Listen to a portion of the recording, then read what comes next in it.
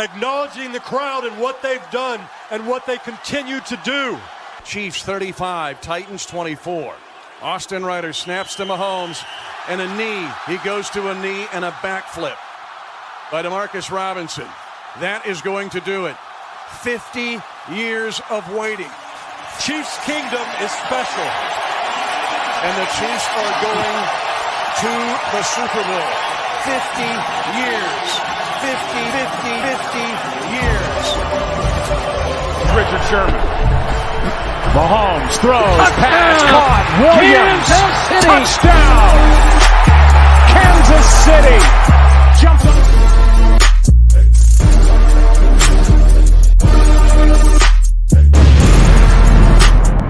What is going on, guys? Welcome to Jaymes House Chiefs Talk. My name is Jaymes Howell. Sitting next to me is my legendary co-host, Chase Riley. Chase Riley, how you doing tonight, buddy?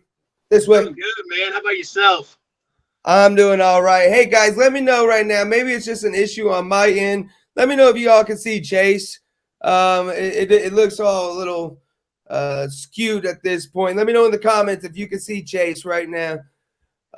Before we get moving on, I do know he cannot see Chase.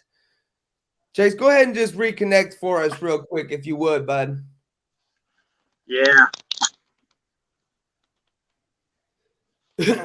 All right, guys, we'll be right back. We are going to have a great show. We're going to talk a little bit about a little bit of news that we had come in right before the show or earlier today. And then we are going to hand out some mid-season awards, things like offensive MVP, most improved players, stuff like that.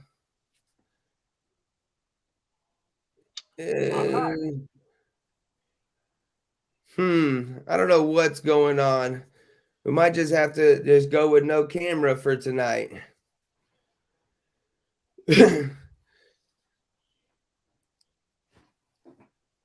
Chiefs burn up the field for the win this Sunday. Let's see. Colleen Reagan. Chiefs burn up the field for the win this Sunday, December 5th at 7:20.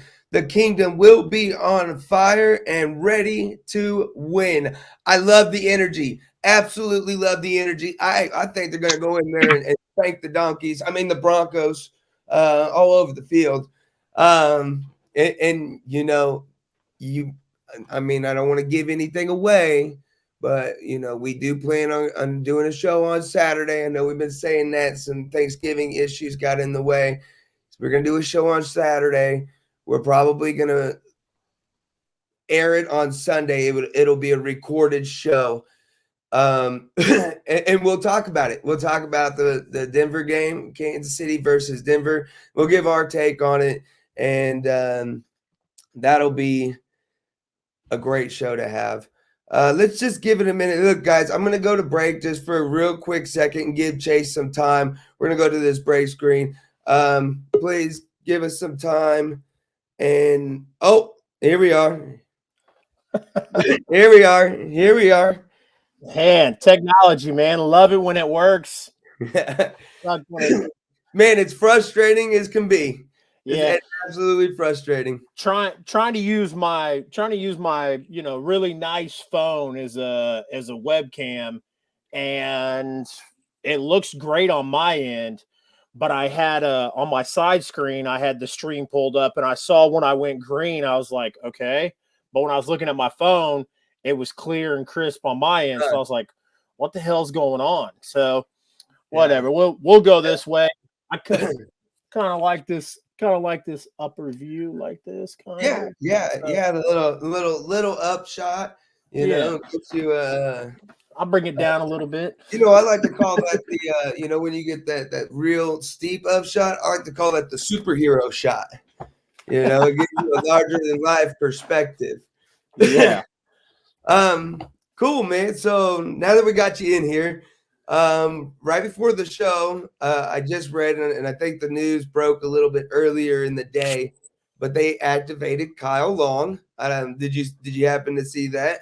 I did, and I like it. Okay, so me, man. I always try to read into things, and maybe a little bit too much. So do you think this may be telling to the Mike Rimmer situation? Is there something going wrong with his recovery? And so now they're bringing in Kyle Long as reassurance. What's your thoughts on that? I think that the longevity on the line, I think we've had a little bit of issues with, guys staying healthy on that line, depth. I think that's what this move was about. I think that's why they left Kyle Long on the list for so long, was they were waiting for the right time to pull him in. Now that they have the need for that depth, now we see Kyle Long come in, and I think that's good. Yeah, I think it's if I need to read into it at all, I think it's more about a push in the playoffs. Yeah, absolutely. I think it's about having that insurance. We don't want to fall into another situation like we were in last year, and they're doing what they can to try to prevent that. So absolutely. I know a lot of people they really don't like the way Brett Veach runs things, and I don't see it. I love the way Brett Veach runs things. Yeah. He's brought in all kinds of talent. He finds talent from off the streets, basically, and he's managed the cap fairly well. We've retained all of our key talent, our core players. I love it. I love it. I think it's asinine when people talk about Brett Veach, because I got two trump cards when it comes to talking about Brett Veach. Number one, Patrick Mahomes. Number two Super Bowls. Yeah. One Super Bowl win, been to 2 Super Bowls. Without Brett Veach, that doesn't happen. So, when people say something about Brett Veach, it's, just kind of asinine. Yeah, man. And it's almost, and I see on these groups, people get frustrated about, well, you're not a real fan. And I can see, people like that are just looking for reasons to just complain. Yeah, absolutely. I think if you look at the broader picture, Brett Veach has done a phenomenal job. So before we get into it too deep, I want to just go ahead and jump into it. So like I said, tonight we are going to give out some awards. And welcome tonight, gentlemen. Hey, thank you. I appreciate you coming out and seeing us, joining us. We're trying to build this community. Before we get too deep, let's look at some pause real quick. If I'm correct, I think Colleen is from the CBS group. Yeah, I shared. So. Yeah, we shared the event last week. I know Colleen commented. I hope I'm saying that right, Colleen. Fantastic, pleasure to have you. I appreciate you joining us. Yeah, absolutely. And if you haven't already, make sure you go follow us. Go follow us on all of our pages. I'm on Facebook. You can find me at Jaymes Howell 1, Jaymes Howell's Chiefs Talk. Also on Twitter, same handle at Jaymes Howell 1. And then on YouTube, it's just Jaymes Howell Sports. My buddy here, when he's not on this legendary podcast, he's an insurance agent. If you need insurance, don't hesitate. Go hit him up. He's taken care of me before. He will take care of you. We all have problems in life. Insurance should never be one of them. Go hit him up. Besides that, he's got his own page, Chase Riley Sports on Facebook, and then Chase Riley on Twitter at C Riley Sports. All right, buddy. You ready to do this? I am. Let's start on the defense. So, defensive MVP, right? There was a lot of candidates for me. There's the obvious. There's Tyrann Mathieu. Everyone's kind of been high on Rashad Fitton, and deservingly so. Frank Clark kind of turned into his own deal. What's your thoughts on it, man? I mean, Frank Clark is kind of turning back into himself, and I mean, it's just there was a lot to choose from as far as MVP went. Yeah, and as far as defensive MVP goes, this was a hard decision for me because the first pick for myself was obviously going to be Nick Bolton. I'm a big Mizzou fan. I'm a big Nick Bolton fan. So Nick Bolton was in the category for one of my other rewards, and I was going to put him in the category for this one as well. But it's hard to choose against Chris Jones. And when you think of MVP, you think of who's the most valuable on this defense, right? And I think it's just a telling story at the beginning of the year with Chris Jones being on the edge and this defense not clicking and not meshing the right way. And then when they put Chris Jones back where he belongs, back where he's used to, he comes out and he starts looking like the Chris Jones that we paid for. So I think it's a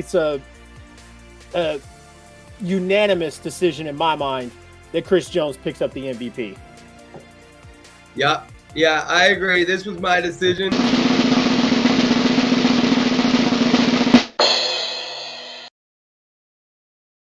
And I think the thing is hey, I worked real hard on that. Hey, I like it. I think you're absolutely right, man. He's worked through injury. He showed his versatility. He did his willingness to just do whatever the team needed. Whether it be play defensive end, play defensive tackle. Was he a great defensive end? Maybe not so, but he wasn't a bad one. So and now that he's back at the defensive tackle spot and paired up with Melvin Ingram on one side, that was huge, and Frank Clark on the other, starting to come around. We've seen what he's capable of doing, and I think he is. Absolutely, he's got my vote for defensive MVP. I think next up we had defensive rookie of the year. Okay, rookie of the halfway mark. I didn't know how to put that in as ROTY. So I think you kind of you said something about it earlier when we were talking about the defensive MVP. Yeah, kind of gave the spoiler away of who my defensive rookie of the year was. Yeah, and I think we're both in concurrence on that. We both agree. Here we are.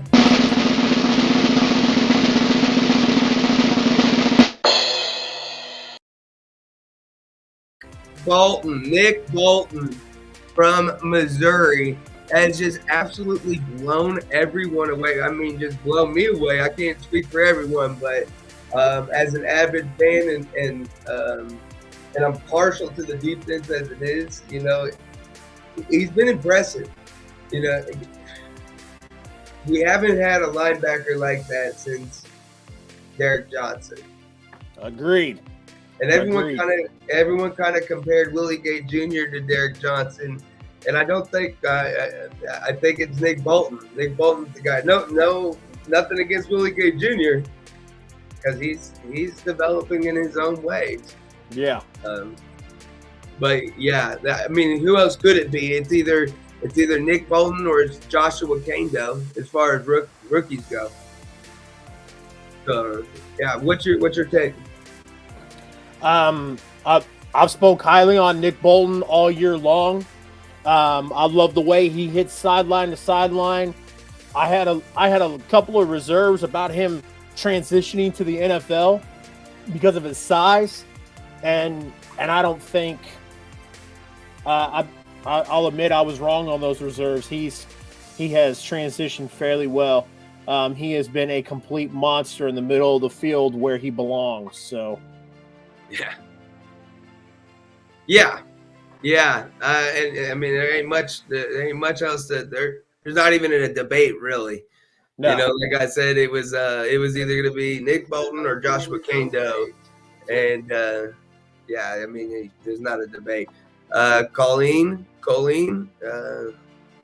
we'll have to get with you and figure out how to pronounce your name correctly. I think it's Colleen. Congratulations, Nick Bolton. Thanks for commenting, being part of the community. We love to get everyone involved, so just keep it coming. Where is all of our Chiefs fans? That's a good question. You know, everyone that's on the stream right now, go ahead and take the time and hit that share button and tag a Chiefs fan. Tag 3 Chiefs fans in it, and you know, let's get some people in here to hang out with us. All right, next up, boss, we've got the most improved on the defensive side. And you know, when I was doing this, and I was thinking about, you know, who did this, is like who qualifies as most improved. L'Jarius Sneed, he's been doing well, but he was already doing well. I don't think it's a vast improvement. Tyrann Mathieu, of course, is Tyrann, and you know, and I think it left me with one option, and that was Rashad Fenton. And Rashad Fenton has grinded his way through this depth chart, and has done nothing but impress. I've made a video article on it before, where he's ranked #1 cornerback in the NFL. You know, so I don't think it could be anyone but Rashad Fenton. I 100% agree. I think we're on the same page on that one. You know, I thought for a split second for going with L'Jarius Sneed, but L'Jarius Sneed was good, and he's only been excelling. But Rashad Fenton was, I mean, I'm not gonna knock the kid, but he was borderline bad. And to see him come into his own this year and be the dynamic player that he's become, I mean, there's nobody else to pick. I mean, he's in an empty room. Rashad Fenton is hands down the most improved on this defense. Yeah, and you know, and that's the thing, is it's most improved. You know, L'Jarius Sneed was already good, and he's improved. But you know, 2-3 years ago, or about 2 years ago, we were talking Rashad Fenton borderline cut. Yeah, you know, he was on the edge of the roster, and now all of a sudden, I mean, I know we're not looking over multiple years, but you know, this year he didn't even start. He was replaced, or it was Mike Hughes. Sorry, I couldn't get it out. It was Mike Hughes that took the field to start the season. So, you know, I don't think, I agree. And, you know, now that we got to the defense, like, that was the easiest part of the whole show. We agreed on everything there. So let's get to the offense, where we don't disagree, or we don't agree on everything. So first up, we've got offensive MVP. I guess I will go first on this one. I chose somebody that has been a staple of this offense for years, during the during the Alex Smith era, you know, before Patrick Mahomes. And this year he has taken a beating, and he's battled through it. He's been double covered. He's getting beat up on the line. He's injured. And I just couldn't see going any other way than who I picked, and that is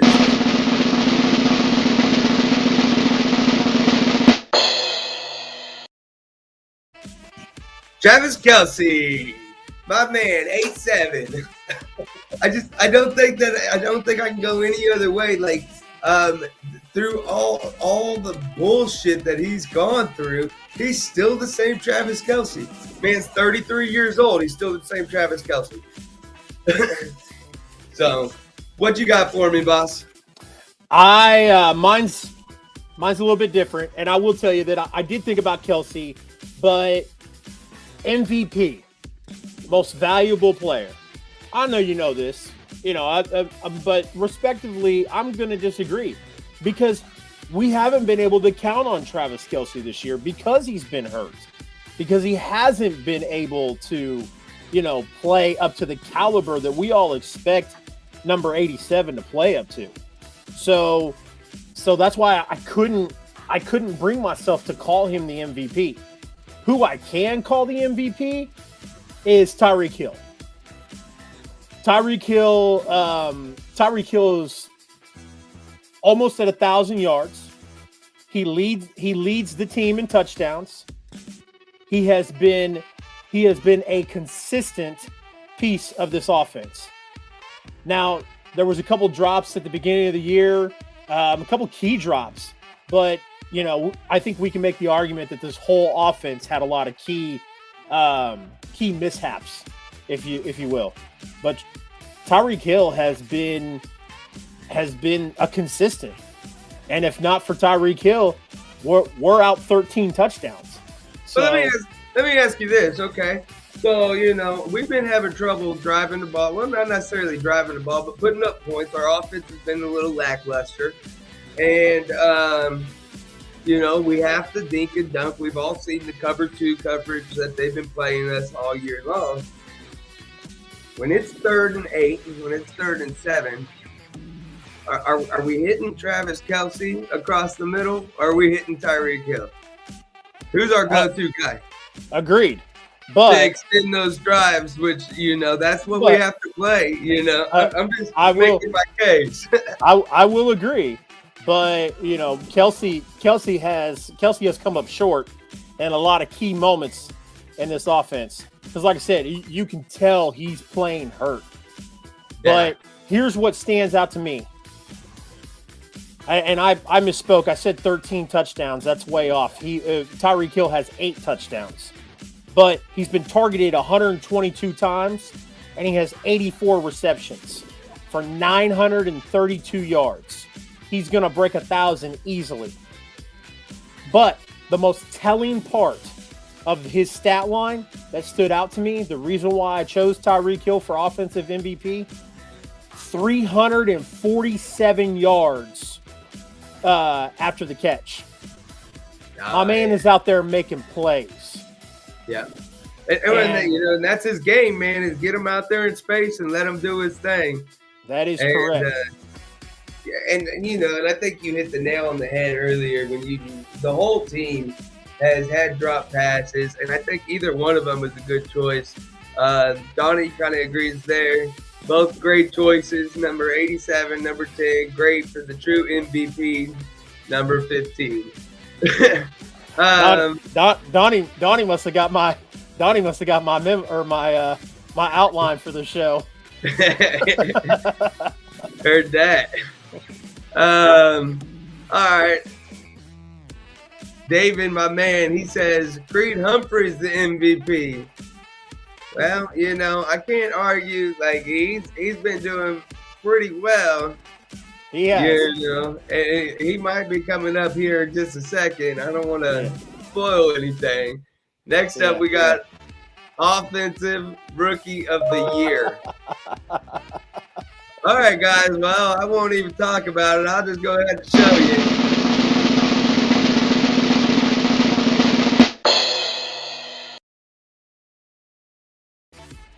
Creed Humphrey. I absolutely agree with David. Look, if it wasn't for the fact that I needed to fill this Rookie of the Year slot, like I could have filled it in with Trey Smith. There's Noah Gray, and then you remember that Cornell Powell guy? What happened to him? He turned into nothing. But that's not true. Trey Smith is not better than Creed Humphrey, and neither is Noah Gray. So it has to be Creed Humphrey. If I didn't have the Rookie of the Year spot, he probably would have got offensive MVP. Yeah. Creed Humphrey, he's the best in the NFL right now, as far as centers go. The best. I mean, he's rated number 1.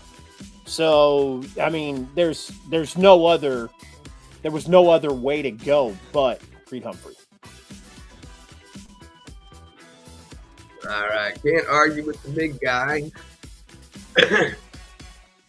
All right, next up we've got offensive most improved. Timeout. I gotta plug in my computer before we go ahead. Go ahead, take this one for us, Chase. Offensive most improved. I got to go with Darrell Williams. I got to. I mean, I'm right with Darrell Williams as I am Rashad Fenton. This team had quite a bit of depth at running back, and it looked like Darrell Williams, there just wasn't enough room for him. And he has come out and been an absolute playmaker on the offense.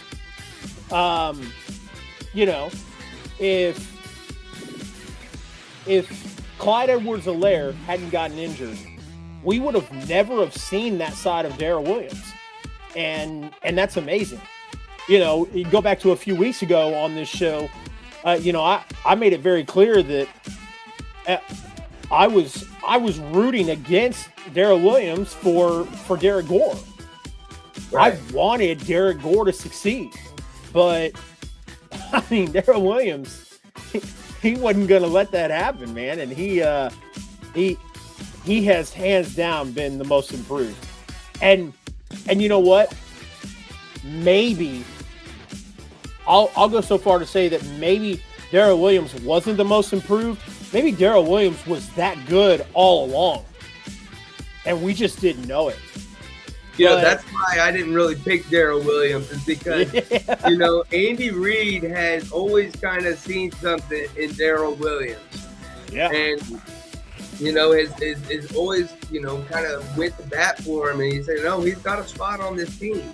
Yeah. And that was that. And it didn't matter with Clyde coming in or anything like that. No, he's got a spot. Yeah. And now we're seeing it. He was given the opportunity, and he made the most of it. Not that he hasn't been given other opportunities. He has. This time, he made the most of it. And that just shows the development that Darrell Williams has had over the season. I think he's very improved. I don't know if he's the most improved because I think he was already good. So my choice for most improved is not on the active roster. Earlier in the year, he had an ACL tear, but just from what he showed me from preseason to the moment he got injured, that was enough for me. And that was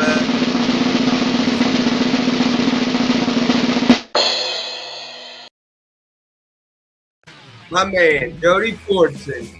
I think I don't think anyone on the offense has, even to date, even though they've had a couple extra games with Jody, I don't think that they've made as much improvement as what he did in his time, in this season. And I think it still counts, his time was still valuable here, and I can't wait to get him back. Noah Gray, Travis Kelce, and Jody Fordson. Kelsey's getting up there in age. We've got some viable options behind them. So that's extremely exciting moving forward. Let's see. Next up, we've got our special teams MVP. What's up, my guy?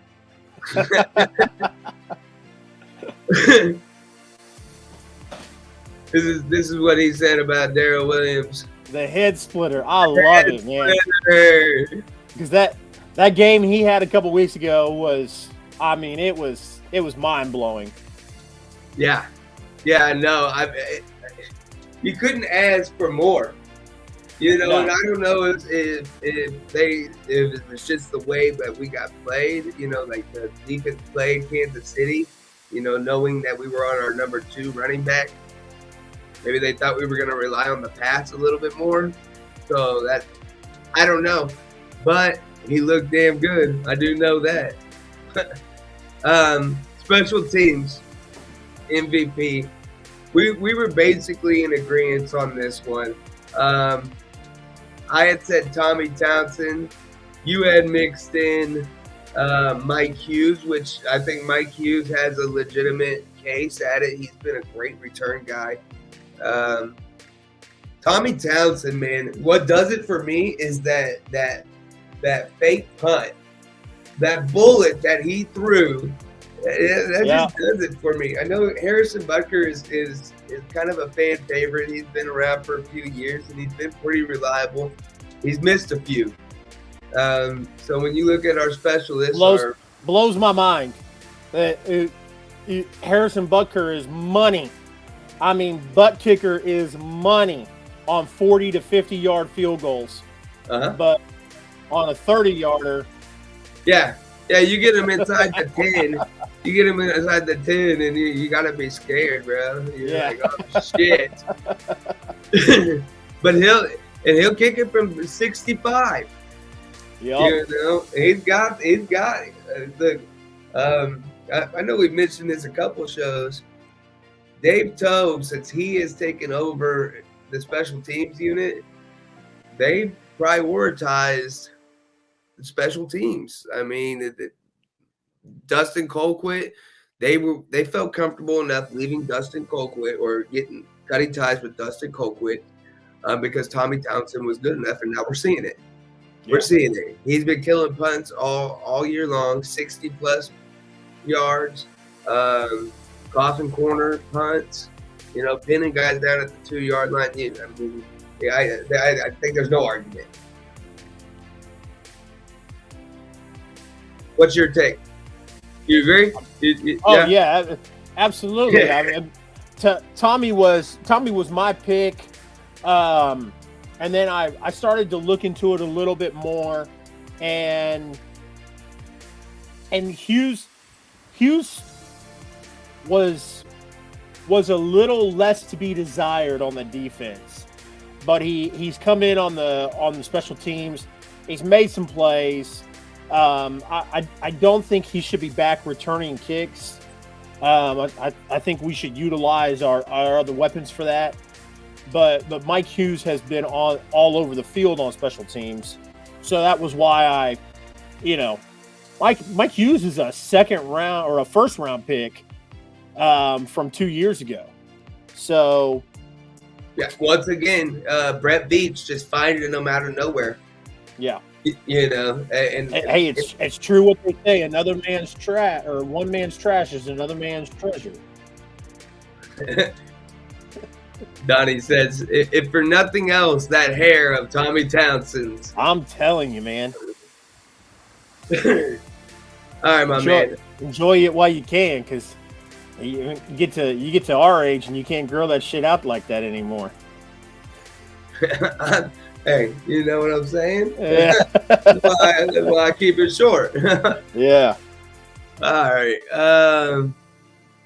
This is the last category of the night. Hey, everyone that's in chat right now, chat, listen, go in, tell me who you think your team MVP was. I'll let you go first. I don't want to ruin the surprise. My team MVP. It wasn't hard to think about. I just think that this team is completely different without my pick. I think that this team, I don't think we have the Chiefs the Chiefs team we have now without this pick. And my pick is Patrick Mahomes. I think, whether it's 2017 or it's 2019 or 2021, Patrick Mahomes is the MVP. No question about it. No arguing. It's done. It's over with. Patrick is my pick. Well, I mean, if I was to pick a player, that would be my pick. There's no doubt. I mean, everything operates around Patrick Mahomes. Yep. With no Patrick Mahomes, this team, if we replace Patrick Mahomes with, say, like a Derek Carr, this team is not very fucking good. It's not very good at all. And they damn sure wouldn't have made it through the struggle that they made it through. We've had a rough season. I know we sit good. We're in a good position as far as like the standings go and the records and everything. There's not a Chiefs fan out there that would say that it has been easy, because it hasn't. It's been rough, and there's been games that's looked nasty, and he's our leader. Patrick Mahomes is our leader, and he took that team and he absolutely put them on his shoulders and carried them through that storm. That's not my team MVP, though. My team MVP is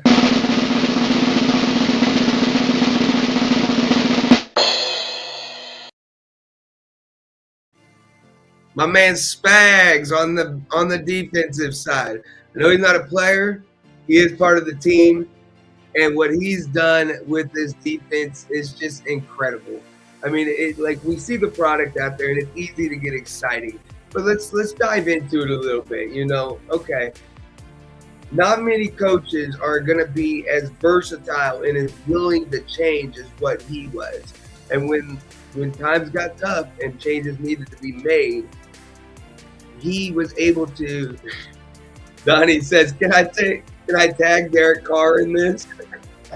Absolutely. I hope you do. Everyone in the chat need to go tag Derek Carr in this. No, look, when times got rough and things needed to change, a lot of coaches have this pride and this stubborn, it's the stubbornness about them that, they know how to do their job. And I guess rightfully so. They're all pretty good coaches in their own right. Maybe not so much in the NFL, but they're all pretty decent coaches. Steve Spagnuolo did not have that stubbornness. He didn't have that pride. He was able to step to the side and be like, we do need to make some changes. And and it started with Daniel Sorensen, and it started then Rashad Fitton, and then our linebackers, and there was multiple changes. We moved Chris Jones back inside, and he worked it and kept working it until we got to where we're at now. And there were social media incidents. There was a lot of stress put on this team, and he kept these guys together as a unit. You've seen it on. You've seen Tyrann Mathieu getting on there, coming to Anthony Hitchens' defense. They're a unit. They're a team. He kept them together, and he kept them. More importantly, kept them believing in the product. And now we see the result of it. So as great as Patrick is, and he could be the MVP every year, I think it's Steve. I think it's Steve Spagnuolo. I agree. I agree with your take on it. Obviously my team MVP is still my pick for team MVP, but I definitely agree with your assumption. You take a look at the NFL, and you take a look at NFL or this specific team. The Chiefs have a history, and not just the Chiefs. A lot of NFL teams have a history of, we're not changing anything. This is what we're doing. This is the game plan. We're pushing forward. And for Spags to take a step back and go, okay, this didn't work, and this didn't work. So now let's change it. It speaks volumes about Steve Spagnuolo. And I've been very critical about Steve Spagnuolo. I've made it very clear Steve Spagnuolo is not my choice to be defensive coordinator for this team, but he's definitely earned my respect and Chiefs Kingdom's respect this year. You know, to come into this season and expect the offense to play the way that the offense is supposed to play, like what we expect that offense to play, and they didn't. And the defense has picked up and carried the dead weight until the offense figured it out. Until the offense got back to producing, the defense carried it, and that speaks volumes about Steve Spagnuolo a lot. So adversity is what this is the slogan for this team this year, because that's insane. They've had an overwhelming amount to overcome. and it's more than overwhelming to look at this team at what they have overcome and see where we are now. Well, and I think a lesser team that doesn't have the core group of guys that this team has, the Jones, the Kelseys, the Hills, the Matthews, and I think a lesser team falls apart. I think about week 8 or so, they just crumble. If this is the Giants, if this is a situation where it's a team like the Jets or the Jaguars or the Detroit Lions, this is those teams would fall apart with that kind of adversity. Yeah, and history has a way of showing you that when teams that have made the AFC Championship, teams that have made it to the Super Bowl, they come back the next year and they fall off. And there were some experts and some analysts that picked the Chiefs to do so. In the offseason, there was a couple of analysts that said the Chiefs wouldn't make the playoffs, and that's not looking like it's going to happen. Well, historically, it's hard to maintain this level of a team for so many years. Yep. What the Dallas Cowboys, they did it back in the 90s, and then the New England Patriots, Pittsburgh Steelers, 3 different times. You just don't see it very often.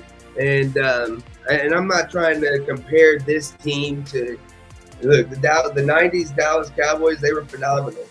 The Patriots, we know what they did. We all know what they did, 6 rings or something. And Pittsburgh is one of the most winningest franchises in history. But those franchises just don't come around often. No.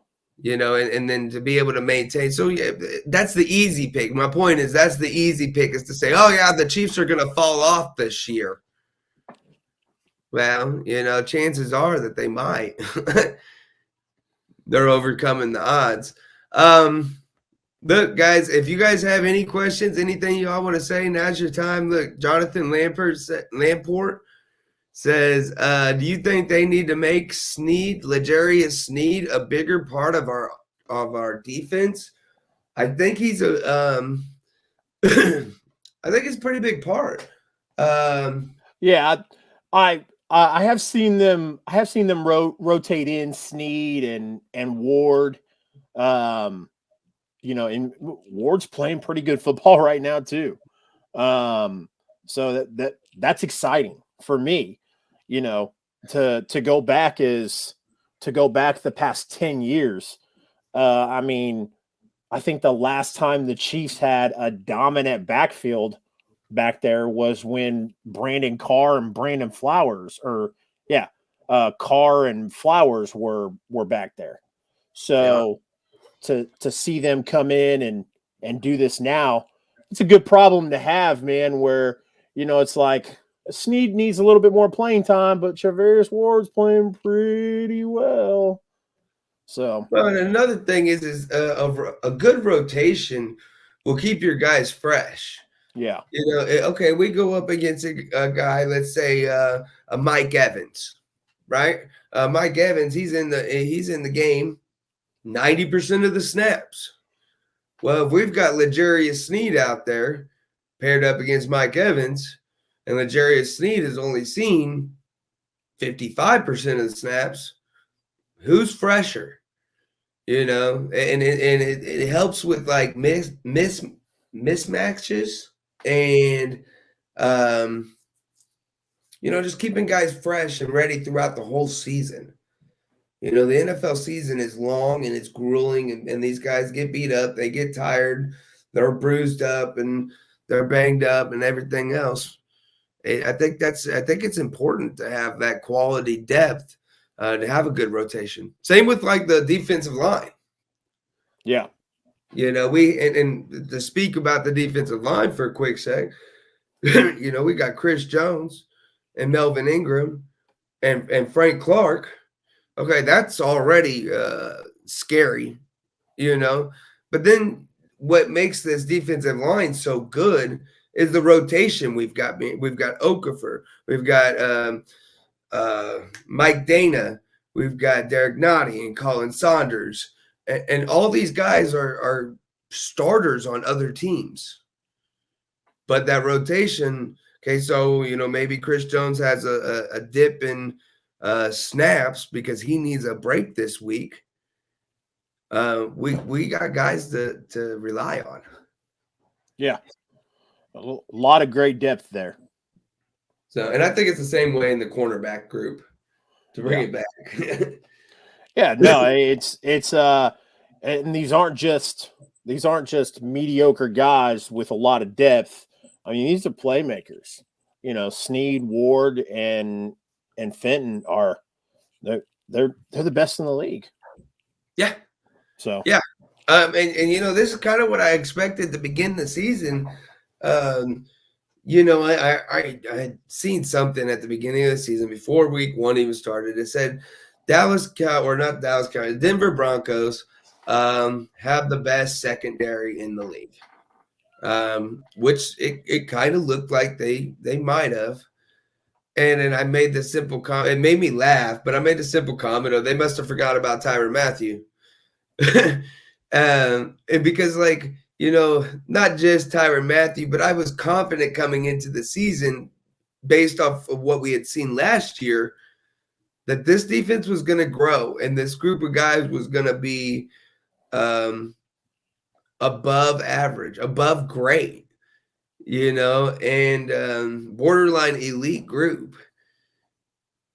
And I felt foolish at the beginning of the season.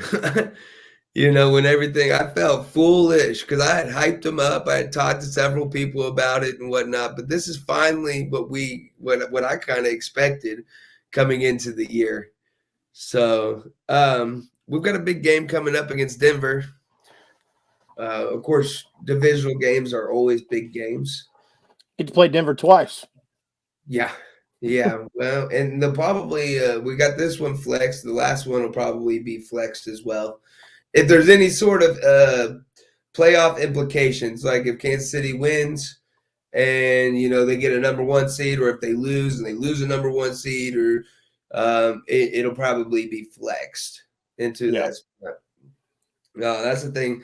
NBC's got the ability in the back half of the season after the college games kind of end to flex any game they want into that position. So, but that's exciting. National media exposure is always good. And that's what's kind of built Chiefs Nation. Yeah, absolutely. Kingdom. So, all right, buddy. Any closing thoughts before we get out of here? I've got a few. I know we missed a couple comments. Let's roll back on it. David Lindsay said, "What's your guys' prediction for the rest of the season?" David, you must not know. I got the house bet on we run the table, baby. He does. All chips. I don't know how many times I got to say it. All chips are in. I'm in the middle of the table. I got nothing left.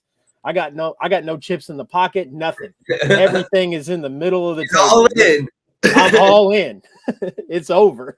I want to see how they do coming off the bye.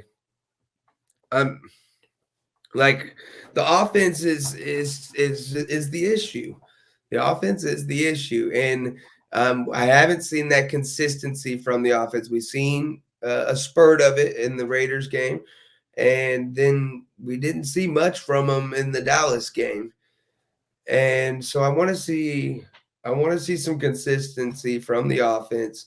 If they come out firing like they did in the Raiders game, then I will say that they will probably run the table. The only team I see them maybe having trouble with is the Cincinnati Bengals. Yep. And that's it. And Cincinnati just absolutely slayed Pittsburgh over the weekend. So Yeah. thrashed. In one of the fantasy football leagues I'm in, I was deciding between Carolina and Cincinnati's defense to pick up on waivers. Yeah. And I picked up Carolina's. Yeah. So. Man, we all and I lost. And I lost to Brody's dumbass by 15 points. So well shit, bro. I'm in a paid one, right? Yeah. And so my dumbass, I wasn't paying attention. I got caught up with school and everything. And yeah, I had CeeDee Lamb playing. And of course he was out, and it cost me. And now I might be out of the freaking playoffs because of it. If I would have just had anybody, like I had T. Higgins on the bench with 26 points. I had J.D. McKissick on the bench with like 24 points. I lost by 9. Yeah. Well, that league that you and I are in, David's league, I thought I don't pay too much attention to the free leagues I'm in. I kind of just I do it for fun and kind of just to see who's hot and kind of get an idea for waivers and whatnot. And I didn't think I was doing that bad in that league, and then I looked Sunday and I saw I'm like 4-8. I was like, oh, this. What happened? Yeah. We're gonna have to get together a little paid league next year. Yeah, David, Donnie, you, me. I think Tiedman's in there. Hey, maybe we could do a couple leagues. We get some of the chat in here. Jonathan, get you guys all up in here. We do a paid league next year. Yeah, most definitely.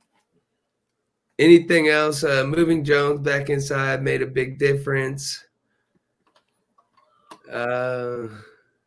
Yeah, we should absolutely do a live. We should do a live draft in person. We should just meet up, have a barbecue, and who got the smoker? Anyone got a smoker? I mean, we could do the damn thing for real. Yeah, this is Kansas City. Yeah. Oh, look, Jacob Gibson comes in and says I'd play. He's in. Hell yeah. I got the smoker, so heard that. Yeah. Calling yes, Patrick, number 15, amen. Plus the Dynamite, great team fighting hard for the love of the game. Absolutely. That comes from like a real Chiefs fan. Look at the energy she has brought this whole chat, bro. I love it. I love it. Most definitely. There's nothing better than hanging out with other Chiefs fans, man, that are just passionate. They're passionate fans. So speaking of hanging out with other Chiefs fans, before we jump off of here, I want to reiterate, bring it back to light, because I don't want anybody to forget.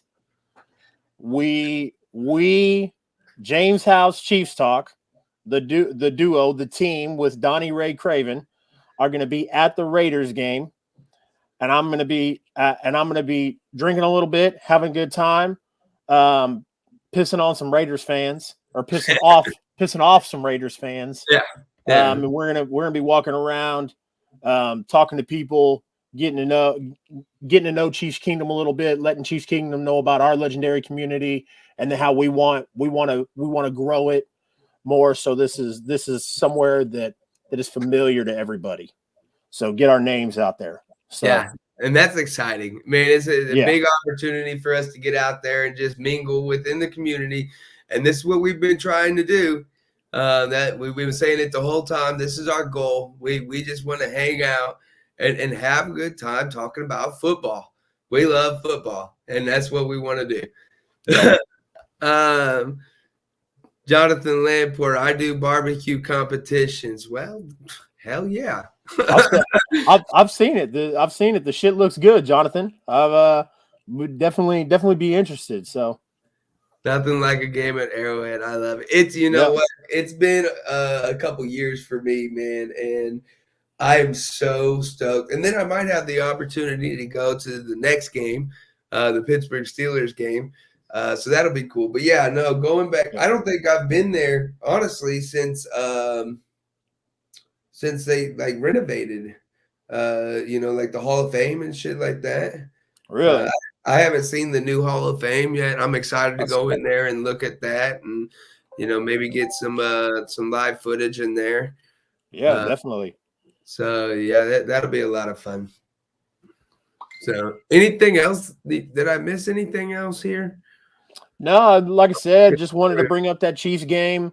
I think are we going to do a live show at the Chiefs game, or are we going to pre-record, or are we going to record it and then play it later? Well, I think the plan is what we're going to do is we're going to do a tailgate show.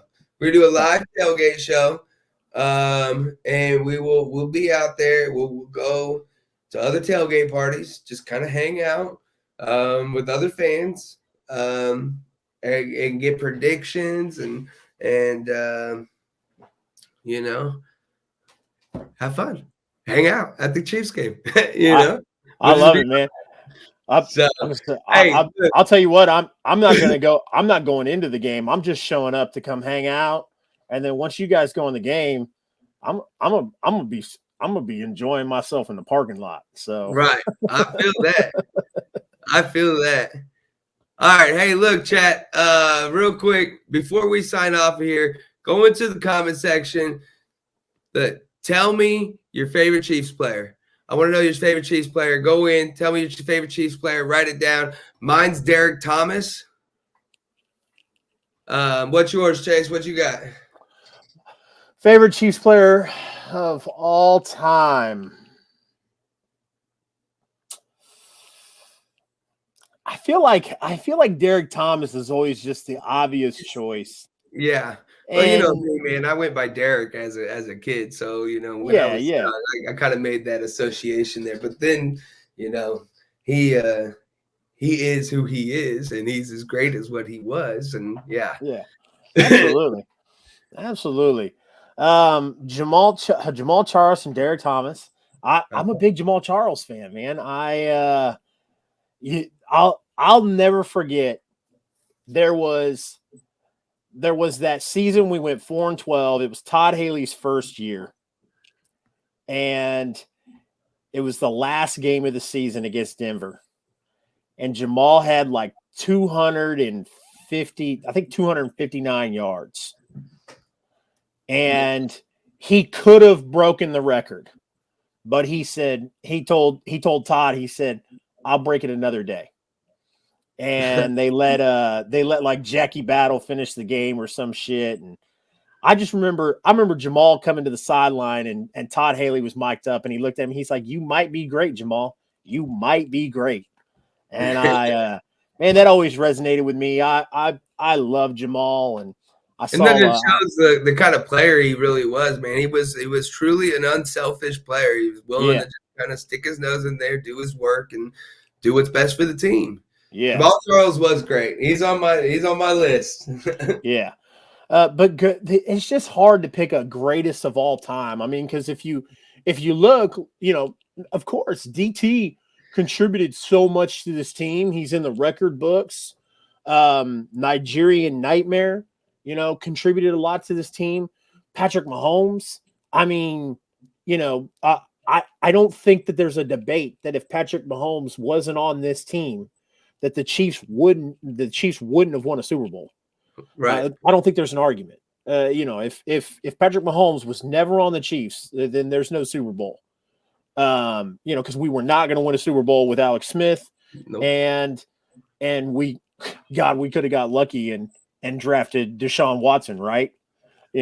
Sarcasm. Right. But, so it's just hard to be like, hey, this is the greatest Chief of all time. Okay, well, let me ask you this. Derek Thomas is the only defensive player I've seen. Look, I've seen Patrick Mahomes. We've seen Christian Okoye, the Nigerian Nightmare. Jamal Charles, Derek Thomas. Thomas was awesome. Priest Holmes.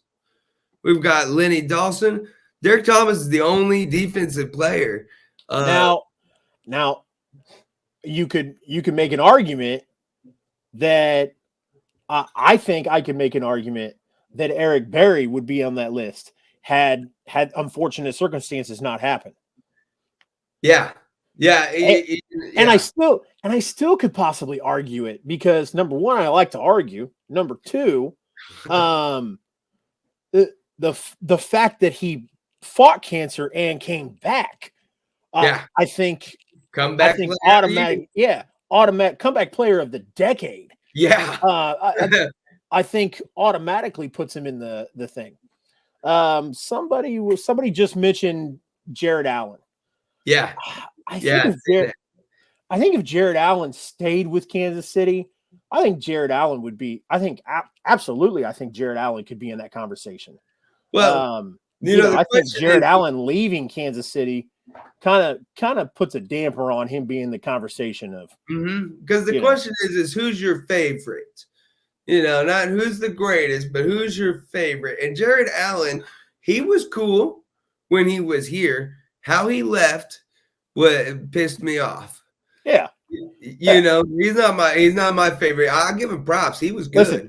Listen, I've always had this conversation and it's always been immature, but I still stick with it to this day.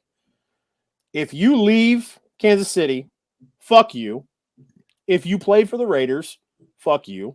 If you play for the Chargers, the Broncos, etc.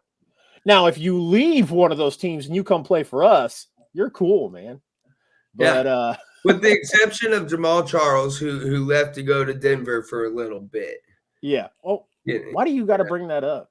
Yeah, I know. Yeah. It's like bringing up Jerry Johnson played for the Raiders. Yeah. Just don't bring it up. We can just pretend like it never happened. Yeah, I think Barry was a big fan favorite. And man, they were good times, but they were bad times. Hey, so David just named Neil Smith. Can I trash Neil Smith? I mean, if you want, I don't care. Well, your opinion is your opinion. It's your podcast, man. I don't want somebody who likes Neil Smith to see it and be like, "Oh my God, I can't believe that guy said that." So Neil Smith, I love this story because it's just so funny to me. I used to work at Olive Garden. I used to bartend and wait tables. I worked at the one in Blue Springs. For those that don't know, Neil Smith lives in Blue Springs. He lives in Waterfield. It's a very nice neighborhood in Blue Springs. So Neil Smith, we'd seen him a few times in that Olive Garden. Obviously doesn't come in there very much because he's Neil Smith. Right. A lot of celebrities don't go public places because they don't want to be bothered by weirdos like us. So hence with the story, I had a guy who was one of the servers. He wasn't waiting on Neil Smith, but he was, he saw Neil Smith. He went over and was talking to him, said hi to him.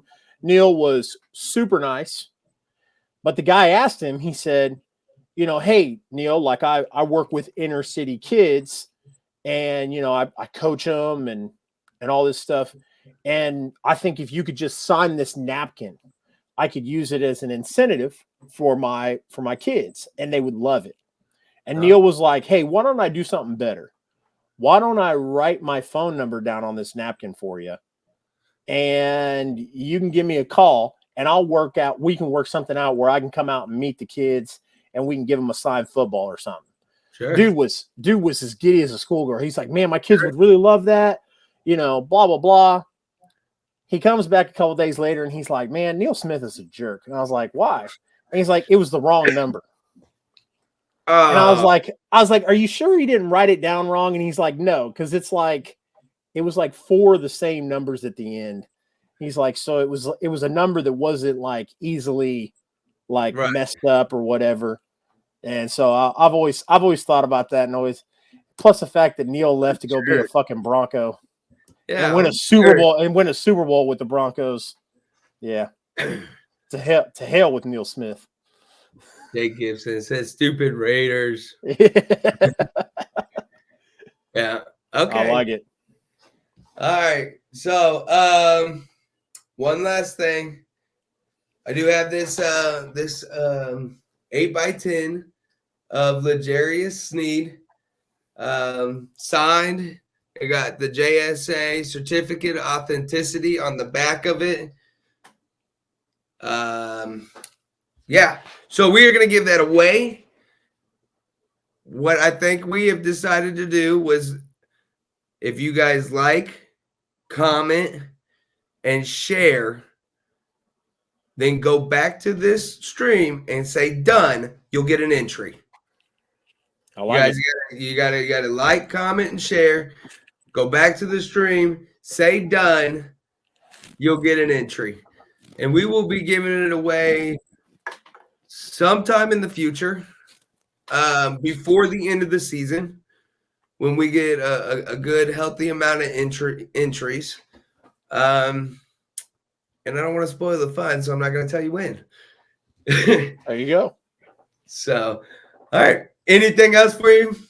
Yeah. Can the co-host enter in the drawing? Absolutely not. All right. Oh, and Figured I'd try.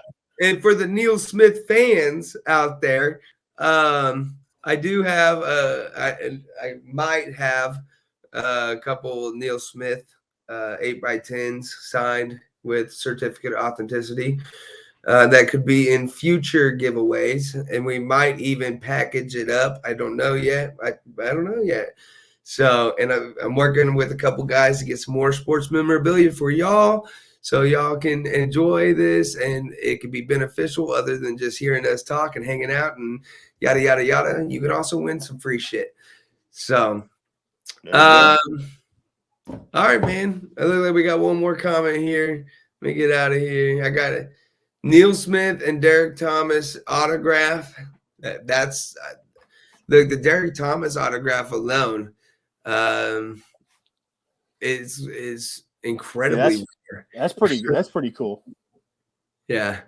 Did you find them in the trash?